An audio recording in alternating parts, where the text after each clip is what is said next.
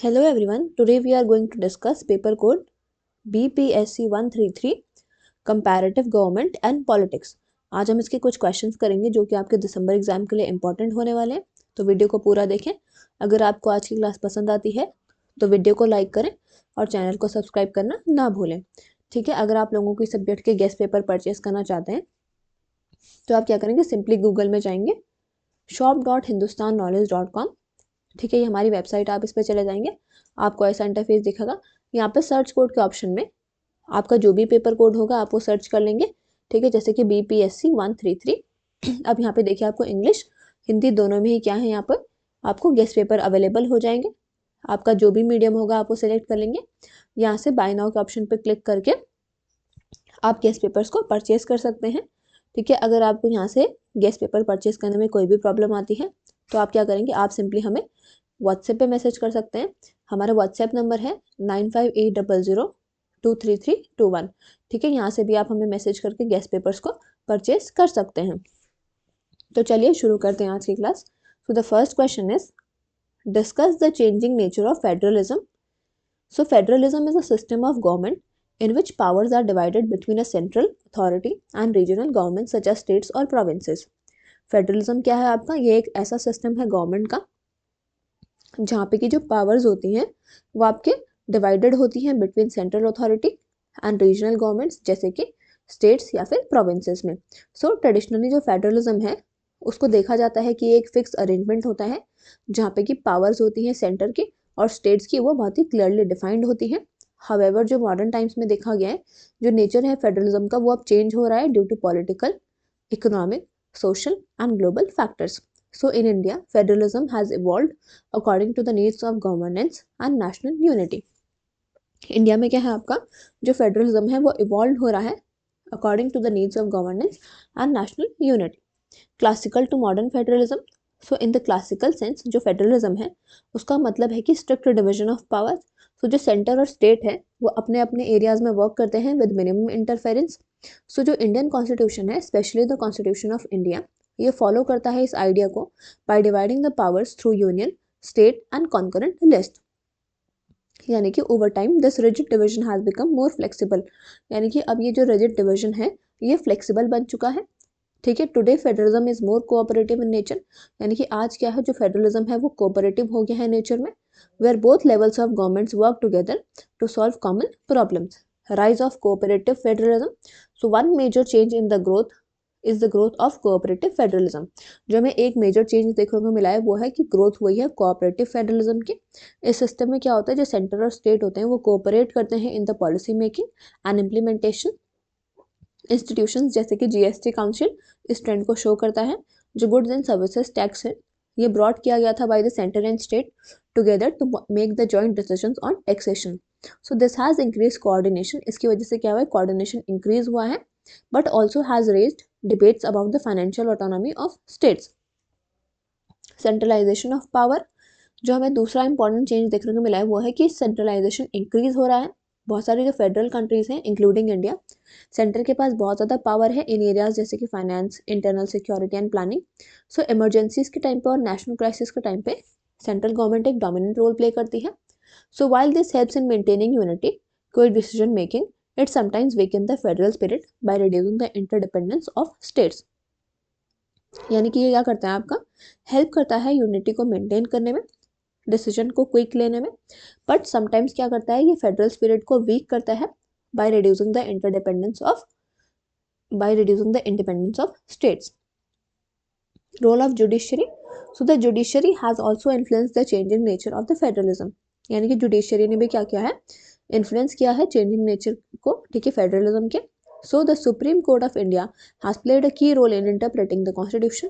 Supreme court क्या करते हैं, ये एक की रोल प्ले करते हैं कॉन्स्टिट्यूशन को इंटरप्रेट करने में and resolving the centre state disputes.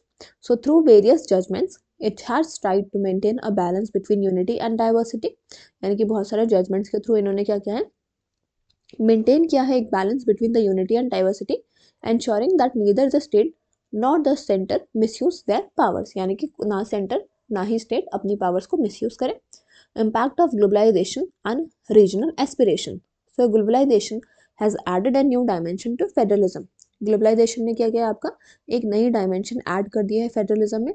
States अब क्या कर सकते हैं, compete कर सकते हैं to attract the investment and promote development.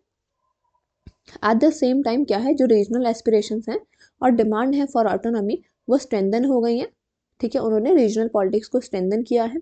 So this has led to greater bargaining power for state within the federal structure. In conclusion we can say that जो nature है फेडरलिज्म का वो shift हुआ है from rigid to and dual federalism to a more dynamic and cooperative system. While centralisation has increase in some areas, यानी कि centralisation तो increase हुई है कुछ एरियाज में, cooperation and interdependence between the center and states have also grown. So the changing nature of federalism reflects the need to balance national unity with regional diversity in a complex and evolving society. तो यहाँ पे आपका पहला question complete हो गया। अब हम next question की ओर चलेंगे। अगर आपने अभी तक चैनल को सब्सक्राइब नहीं किया तो चैनल को सब्सक्राइब कर लें, साथ ही में हमारे टेलीग्राम ग्रुप में भी ज्वाइन कर लीजिएगा, जिसका कि लिंक आपको डिस्क्रिप्शन बॉक्स में दिया गया है। वहाँ पे क्या है, आपको सारी क्लासेस की अपडेट मिलती रहेगी। So the next question is describe the merits and demerits of two party system. So हमें बताना है कि advantages क्या हैं और disadvantages क्या है two party system के। So the two party system is a form of political system in which two major political parties dominate the government and electoral processes. Two party system क्या होता है, ये एक ऐसी form of political system होती है जहाँ पे कि दो major political parties dominate करती हैं गवर्नमेंट को और इलेक्टोरल प्रोसेसेस को। कंट्रीज जैसे कि यूनाइटेड स्टेट्स, यूनाइटेड किंगडम, ये इनका एग्जांपल्स हैं। इन सिस्टम में क्या होता है, जो पावर होती है वो यूजुअली ऑल्टरनेट करती है between the two main parties, while smaller parties have limited influence. Like any political system, जो टू पार्टी सिस्टम होता है उसके एडवांटेजेस और डिसएडवांटेज दोनों ही होते हैं। सो पहले हम इसके मेरिट्स देखेंगे, इसके एडवांटेजेस क्या हैं। So one of the main merits of the two party system is political stability. जो आपकी पहली मेरिट है वो क्या है कि इसमें पॉलिटिकल स्टेबिलिटी रहती है, क्योंकि सिर्फ दो ही मेजर पार्टीज कंपीट करती हैं पावर के लिए, तो गवर्नमेंट क्या होती है यूजुअली स्ट्रांग और स्टेबल होती है। इससे क्या होता है, रिड्यूस होता है chances of frequent government changes and policy uncertainty. दूसरा एडवांटेज ये है कि क्लैरिटी होती है of choices for the voters. So voters can easily understand the policies and programs of two major parties. Voters क्या कर सकते हैं, अगर दो मेजर पार्टीज होंगे तो उनकी पॉलिसीज और प्रोग्राम्स को ईजिली अंडरस्टैंड कर सकते हैं। इस वजह से इलेक्शन सिंपलर बनते हैं और हेल्प करते हैं लोगों को कि वो इन्फॉर्म्ड डिसीजन बना सके without any confusion caused by two many options. So the two party system also promote strong opposition, यानी कि इससे क्या है, स्ट्रॉन्ग अपोजिशन भी प्रमोट होती है। जब एक पार्टी गवर्नमेंट को फॉर्म करती है तो दूसरी एक क्लियर और ऑर्गेनाइज अपोजिशन की तरह एक्ट करती है। So this helps in checking the misuse of power. इससे क्या होता है, मिसयूज ऑफ पावर चेक होती रहती है और accountability of the ruling party ensure होती है। Efficient governance is another merit. Efficient governance क्या है, एक दूसरी मेरिट है, क्योंकि जो एक पार्टी है उसको क्लियर मेजॉरिटी मिलती है तो डिसीजन मेकिंग क्या है, फास्टर बन जाती है। तो गवर्नमेंट क्या है, इम्प्लीमेंट कर सकती है अपनी पॉलिसीज को विदाउट मच डिले और कॉम्प्रोमाइज। लास्टली जो सिस्टम है ये एनकरेज करता है moderation in policies. So to win elections both parties try to appeal to a broad section of society. यानी इलेक्शंस को जीतने के लिए जो दोनों ही पार्टीज होती हैं वो ट्राई करती हैं कि वो अपील करें to a broad section of society. So as a result extreme views are usually avoided. इसलिए जो एक्सट्रीम व्यूज होते हैं उनको यूजुअली अवॉइड किया जाता है, leading to balanced and practical policies. Now we will look demerits of the two party system. So despite its merit, the two-party system has several drawbacks. यानी कि इसके इतने मेरिट्स होने के बावजूद भी जो टू पार्टी सिस्टम है आपकी उसके सेवरल ड्रॉबैक्स देखे गए हैं। So one major demerit is limited choice for the voters. यानी कि इसका क्या है, जो वोटर्स होते हैं उनके लिए बहुत ही लिमिटेड चॉइस होती है क्योंकि सिर्फ दो पार्टी होते हैं। So people who do not agree with the views of either party may feel unrepresented. यानी कि मान लीजिए कोई लोग हैं जो दोनों ही पार्टी से एग्री नहीं करते हैं, तो जो उनके व्यूज़ हैं, ठीक है, वो क्या है, वो अपने आप को अनरिप्रेजेंटेड फील करेंगे। So smaller parties and alternate opinions have often get ignored. जो आपकी स्मॉलर पार्टीज होती हैं या फिर ऑल्टरनेटिव ओपिनियंस होते हैं वो ऑफनली इग्नोर किए जाते हैं। Another problem is over dominance of major parties. जो दूसरी प्रॉब्लम वो है कि बहुत ही ज़्यादा ओवर डोमिनेंस हो जाता है मेजर पार्टीज़ का। जो बिग पार्टीज़ होती हैं वो अपने पावर को यूज़ करती हैं, रिसोर्सेज को यूज़ करती हैं ताकि वो स्मॉलर पार्टीज़ को सप्रेस कर सकें, जिसकी वजह से पॉलिटिकल सिस्टम लेस डेमोक्रेटिक बनता है। The system can also lead to political polarization. System की वजह से क्या हो सकता है, टू पार्टी सिस्टम की वजह से पॉलिटिकल पोलराइजेशन भी हो सकता है, क्योंकि जो दो पार्टीज हैं वो रिजिड बन सकती हैं और अपोज कर सकती हैं एक दूसरे को strongly even on the issues of national interest. So इस वजह से क्या है, पॉलिटिकल डेडलॉक हो सकता है एंड लैक ऑफ कोऑपरेशन हो सकता है। Neglect of minority interest is another weakness, यानी कि जो माइनॉरिटी लोग होते हैं उनके इंटरेस्ट को ये क्या करते हैं, नेग्लेक्ट कर देते हैं, तो ये एक दूसरी वीकनेस हो गई। Since parties focus on winning majority votes, parties क्या करती हैं कि वो मेजॉरिटी वोट्स को विन कर ले, सो जो नीड्स होती है स्मॉलर सोशल रीजनल और आइडियोलॉजिकल ग्रुप्स के, उनमें वो ज़्यादा अटेंशन नहीं रिसीव कर पाते हैं। So finally the two party system may reduce political innovation, new ideas often come from smaller parties, but in a two party system such ideas struggle to gain recognition. जो दो party system होता है वो क्या है, political innovation को भी reduce करता है। जो नए आइडियाज़ और रिफॉर्म्स होते हैं वो हमें यूजुअली स्मॉलर पार्टीज से देखने को मिलते हैं, बट टू पार्टी सिस्टम में क्या होता है, ऐसे आइडियाज़ स्ट्रगल करते हैं to gain the recognition. In conclusion we can say that जो आपका टू पार्टी सिस्टम है ये आपको प्रोवाइड करता है stability, clear choices and efficient governance, but it also limits the political diversity and representation. Therefore while it works well in some countries, यानी कि किसी कंट्रीज में अच्छे से काम कर सकता है, but it may not be suitable for all democratic societies. Now we will move to the next question. Examine the relationship between pressure groups and political parties, यानी कि प्रेशर ग्रुप और पॉलिटिकल पार्टीज में क्या relationship है। So in a modern democracy both pressure groups and political parties play an important role in the political system. Modern democracy में क्या है, जो पॉलिटिकल पार्टीज होती हैं और प्रेशर ग्रुप्स होते हैं दोनों ही इंपॉर्टेंट रोल को प्ले करते हैं।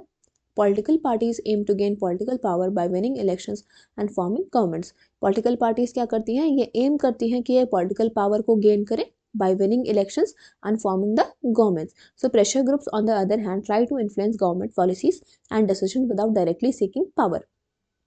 प्रेशर ग्रुप्स क्या होते हैं आपके, ये इन्फ्लुएंस करते हैं गवर्नमेंट की पॉलिसीज को, गवर्नमेंट के डिसीजन को, without directly seeking the power. So do their roles are different, यानी कि इनके रोल्स क्या हैं, डिफरेंट है, बट ये क्लोजली कनेक्टेड होते हैं और ऑफनली इन्फ्लुएंस करते हैं each other in many ways, यानी कि एक दूसरे को ये इन्फ्लुएंस करते हैं। Nature of pressure groups and political parties.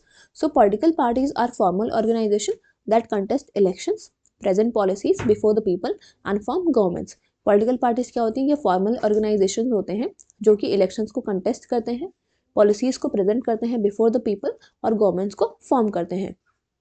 Pressure groups क्या होते हैं आपके, ये ऑर्गेनाइज ग्रुप्स होते हैं जो कि फॉर्म होते हैं to protect and promote the interest of a particular section of a society, जैसे कि वर्कर्स हो गए, फार्मर्स हो गए, ट्रेडर्स हो गए, स्टूडेंट्स या फिर प्रोफेशनल। एग्जाम्पल के जैसे ट्रेड यूनियन होता है, फार्मर्स ऑर्गेनाइजेशन होता है, बिजनेस एसोसिएशन होता है, सिविल सोसाइटी ग्रुप्स होते हैं, तो ये सारे आपके एग्जाम्पल होते हैं प्रेशर ग्रुप्स के। So pressure groups influencing political parties, जो प्रेशर ग्रुप्स होते हैं ये ट्राई करते हैं कि ये इन्फ्लुएंस करें पॉलिटिकल पार्टीज को इन सेवरल वेज। ये पुट फॉरवर्ड करते हैं अपने डिमांड्स को, प्रोटेस्ट को ऑर्गेनाइज करते हैं, मेमोरेंडम्स को सबमिट करते हैं और पब्लिक ओपिनियंस को यूज़ करते हैं ताकि ये प्रेशराइज कर सकें पार्टीज़ को। सो पॉलिटिकल पार्टीज़ क्या करती हैं, इनकी डिमांड्स को इंक्लूड करती हैं of the powerful pressure groups in their election manifestos to gain the public support.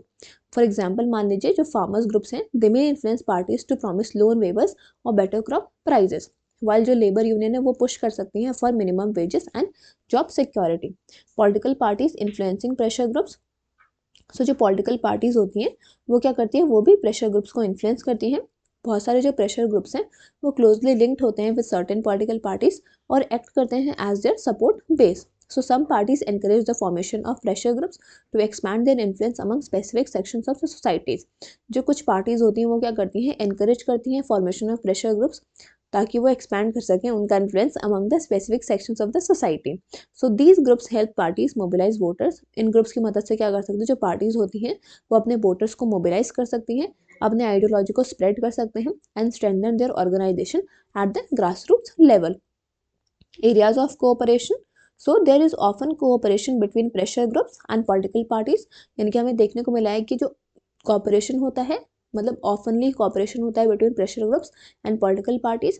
Elections के टाइम पे क्या होता है, जो प्रेशर ग्रुप्स होते हैं वो सपोर्ट करते हैं किसी पॉलिटिकल पार्टी को जो कि प्रॉमिस करती है उनके डिमांड्स को फुलफिल करने का। इन रिटर्न जो पॉलिटिकल पार्टीज होती हैं वो इन ग्रुप्स को कंसल्ट करती हैं जब वो पॉलिसीज़ को फ्रेम कर रहे होते हैं। सो जो ये कॉपरेशन होता है ये दोनों साइड्स को हेल्प करते हैं। प्रेशर ग्रुप्स को क्या है, एक वॉइस मिलती है पॉलिसी मेकिंग में, और पॉलिटिकल पार्टीज क्या है, पॉपुलर सपोर्ट को गेन करते हैं। एरियाज ऑफ कॉन्फ्लिक्ट, यानी कि इतना सारा कोऑपरेशन होने के बावजूद भी जो कॉन्फ्लिक्ट्स हैं वो भी अराइज होते हैं।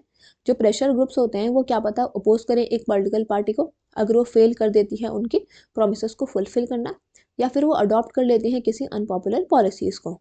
तो स्ट्राइक्स हो गए, डेमोन्स्ट्रेशन हो गए, या फिर कैंपेन्स हो गए, तो ये अगेंस्ट गवर्नमेंट करते हैं। Show that the pressure groups do not always blindly support political parties, यानी कि जितने भी वो स्ट्राइक्स वगैरह करते हैं तो वो ये शो करता है कि वो ब्लाइंडली किसी भी पॉलिटिकल पार्टी को सपोर्ट नहीं करते हैं।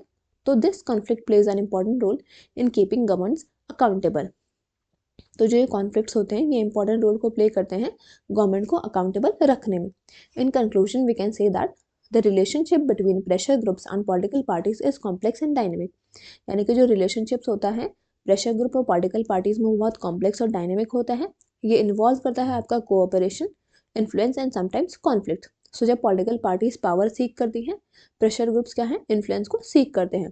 So together they strengthen democracy by ensuring that different interests and opinions are represented in the political process.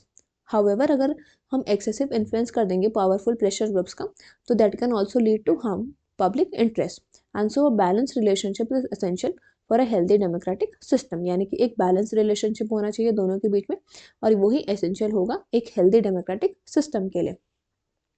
Now we will move to the next question. Explain the nature of state in developed countries. यानी कि nature क्या होता है state का developed countries में.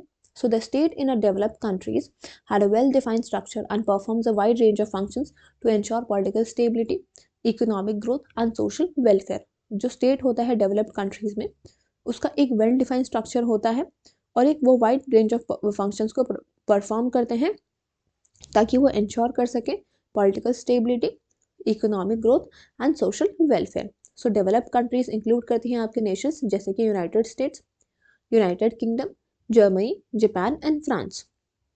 सो these states are usually democratic, ये states क्या हैं, यूजुअली डेमोक्रेटिक हैं, इंडस्ट्रियलाइज हैं and govern by the rule of law, democratic and constitutional nature. So one of the main feature of the state in developed countries it's democratic character, यानी कि जो main feature है state का developed countries में वो है उसका democratic character. Governments को इलेक्ट किया जाता है through free and fair elections, और सिटीजन्स एंजॉय करते हैं पॉलिटिकल राइट्स को, जैसे कि वोटिंग हो गया, फ्रीडम ऑफ स्पीच हो गया, फ्रीडम ऑफ एसोसिएशन। तो जो स्टेट होता है वो फंक्शन करता है अंडर अ रिटन और अनरिटन कॉन्स्टिट्यूशन, जो कि डिफाइन करता है पावर्स ऑफ द गवर्नमेंट और प्रोटेक्ट करता है इंडिविजुअल्स के राइट्स को। So the principle of rule of law ensure that everyone including rulers is subject to the law. जो principle of rule of law है वो इंश्योर करता है कि सारे लोग including the rulers is subject to the law. Welfare oriented state, सो जो developed countries होती हैं वो लार्जली फॉलो करती हैं the concept of a welfare state. So the state takes responsibility for the social and economic wellbeing of its citizen. State क्या करता है, responsibility लेता है for the social and economic wellbeing of its citizen. ये provide करता है public services जैसे कि education, health care, social security, unemployment benefits and pensions. So जो एम होता है इसका ये होता है कि वो इनइक्वालिटी को रिड्यूस करें और इंश्योर करें एक minimum standard of living for all the citizens. Strong administrative and institutional structure, so the state in developed countries has a strong and efficient administrative system. जो स्टेट होता है डेवलप्ड कंट्रीज में उसका एक स्ट्रॉन्ग और efficient administrative system होता है। Institutions जैसे कि लेजिस्लेचर, एग्जीक्यूटिव, जुडिशरी और इंडिपेंडेंट एजेंसीज होती है वो फंक्शनल स्मूथली करती हैं। जो जुडिशरी होती है वो यूजुअली इंडिपेंडेंट होती है और एक इंपॉर्टेंट रोल को प्ले करती है in protecting the citizens right and resolving the disputes. Transparency, accountability and professionalism ये क्या है, की फीचर्स होते हैं आपके एडमिनिस्ट्रेशन के। Limited but effective role of the state, although जो स्टेट होता है वो परफॉर्म करता है बहुत सारे फंक्शंस को, बट जो उसका रोल है वो लिमिटेड है एंड रेगुलेटेड है। इकोनॉमिक मैटर्स में जो डेवलप्ड स्टेट्स होते हैं वो जनरली सपोर्ट करते हैं एक मिक्स इकोनॉमी को, जहाँ पे कि प्राइवेट और पब्लिक सेक्टर दोनों ही ऑपरेट करते हैं। So the state regulates the markets to prevent exploitation. Regulate जो स्टेट होते हैं वो मार्केट को रेगुलेट करते हैं ताकि वो एक्सप्लॉयटेशन को प्रिवेंट कर सके, पर वो एनकरेज करते हैं प्राइवेट एंटरप्राइज को, इनोवेशन को एंड कॉम्पिटिशन को। Respect for human rights and civil liberties, so the protection of human rights is a core aspect of the state in developed countries. यानी कि ह्यूमन राइट्स का protection क्या है, एक core aspect होता है स्टेट का in a developed countries. So civil liberties जैसे कि equality before law, freedom of religion and protection from discrimination, ये बहुत ही स्ट्रांगली अपहेल्ड होते हैं। स्टेट को एक्सपेक्ट किया जाता है कि वो डाइवर्सिटी को रेस्पेक्ट करें और प्रमोट करें inclusion of minorities and vulnerable groups. Global and international role, so developed states also play an important role in international politics and global governance। जो आपके डेवलप्ड स्टेट्स होते हैं ये क्या है, इंपॉर्टेंट रोल को प्ले करते हैं in international politics and global governance. ये एक्टिवली पार्टिसिपेट करते हैं इंटरनेशनल ऑर्गेनाइजेशन में, पीस को प्रमोट करते हैं, ट्रेड को भी प्रमोट करते हैं, environmental protection and human rights को प्रमोट करते हैं at the global level. In conclusion we can say that the state in developed countries is democratic, welfare oriented, law based and institutionally strong। यानी कि जो आपका state होता है वो डेवलप्ड कंट्रीज में कैसा होता है, डेमोक्रेटिक होता है, वेलफेयर ओरिएंटेड होता है, लॉ बेस्ड होता है, इंस्टीट्यूशनली स्ट्रांग होता है। इसको जो मेन गोल होते हैं वो होता है कि इंश्योर करें गुड गवर्नेंस को, प्रोटेक्ट करें राइट्स को और प्रमोट करें economic development and improve the quality of life of its citizens. तो यहाँ पे आपके जितने भी इंपॉर्टेंट क्वेश्चन थे वो हमने कंप्लीट कर लें। आप वीडियो को ज़्यादा से ज़्यादा शेयर करें और चैनल को सब्सक्राइब करना ना भूलें। Thank you.